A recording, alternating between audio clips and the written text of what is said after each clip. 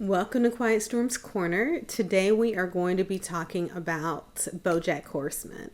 BoJack Horseman, and I guess I'm doing a lot of these videos now on Netflix shows because Netflix is coming on up when it comes to really powerful topics that are usually hidden and are very rarely discussed. So please know I will be talking about a few other shows on Netflix that I think are very powerful for us to discuss.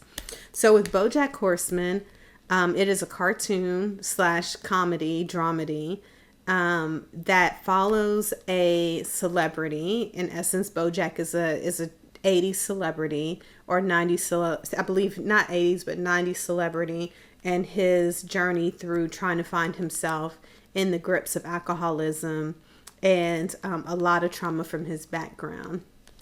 In the show, again, it really highlights the power that comes, the dysfunction that comes from being in the spotlight, the dysfunction of narcissism, the dysfunction of alcoholism, and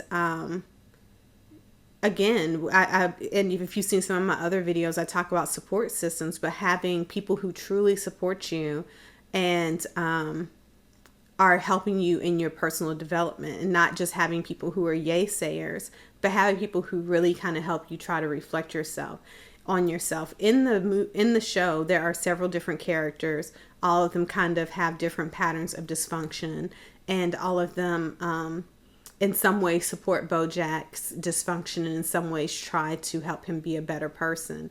At the end of the day, what I do like about the show, because I don't want to give too much away, because I think it's a good show for you to watch and reflect on for yourself. And what I really wish I could have done was follow the show and kind of had commentary for you from a therapist's perspective on my overall view of BoJack Horseman.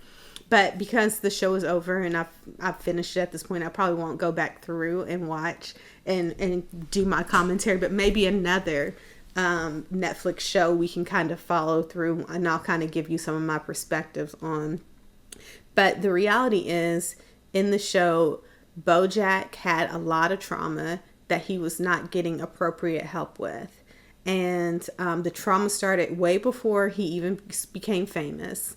And the problem with what happened with before he became famous is that he never got the proper tools to sustain himself and to hold himself accountable as a human being. He was always he always felt like he was powerless over his decisions, powerless over his circumstances, powerless over how he functioned in this world. So because he was so powerless internally, which this is specific for all narcissists, because when you have that personality disorder, there's always like an internal deep childhood wound. That's usually the key for narcissism, that because you have that deep wound, you're inflicting your pain on other people and using other people as pawns to your own gain. So in that show, BoJack, for the most part, because he is so wounded, he doesn't even realize how much he's hurting other people, how much he's using people to only take care of himself, but only in the reality he's hurting himself even further and deeper.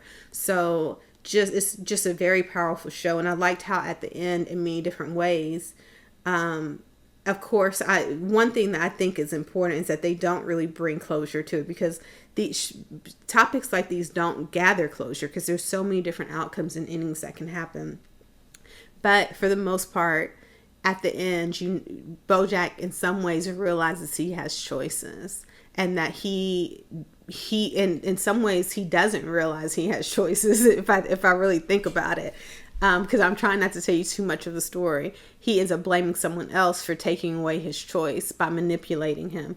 But regardless if they chose to manipulate him, he still had a choice in whether he was going to follow suit or hold himself high in his integrity. And he consistently chose to take care of himself versus take care of what he thought was important. And that follows him throughout his life.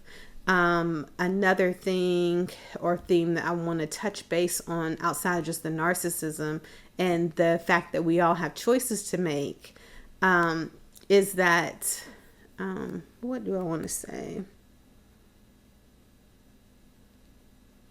I actually don't remember. So what I'm going to do is I'm going to pause this and I'm going to come back because I believe there's something important for me to say. about how the story ends.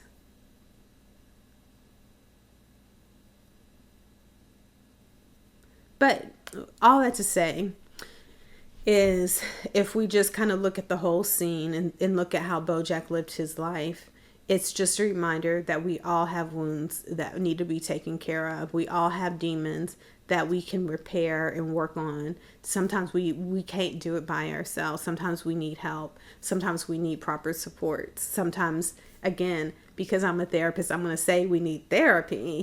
Therapy is a great way to self-reflect and dig deeper into our wounds and to heal those spaces so that we can see the choices that we have power and control over and what we don't have power and control over. So that is it for me today. If you have comments or likes, please feel free to like this video. Please feel free to subscribe. I would love to hear your comments when it comes to BoJack Horseman, as well as other videos or other things you'd like to see. And I will see you next time.